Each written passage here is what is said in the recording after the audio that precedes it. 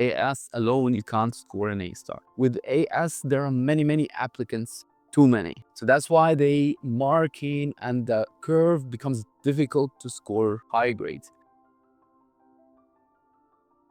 For Unit 1, all codes have the same initial part. There is WBI, that's an I, 1, so biology, the 2, or 2 or 3, and it goes on, 4, 5, 6. How long is the exam? The exam is 90 minutes, 1 hour and a half. Unit 3 is slightly shorter time. The maximum marks for the exam is 80, because on average, how much it takes to score an A. I'm not saying A star here, because this is AS. So with AS alone, you can't score an A star. Curve, you need to get 55 out of 80 on average. Weight, what does weight mean? Means percentage. This unit, how much percentage of your entire AS 420. And what's UMS? UMS is the Unified Marking System. Every session, there's a different curve. So UMS means unifying or making the marks the same standard every session. You see those 80 marks here?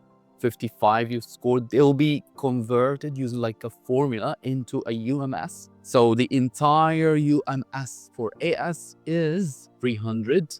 Each one of those units has that much weight from the total 300 for UMS. If you're taking AS and A2, you change the last number again for the code.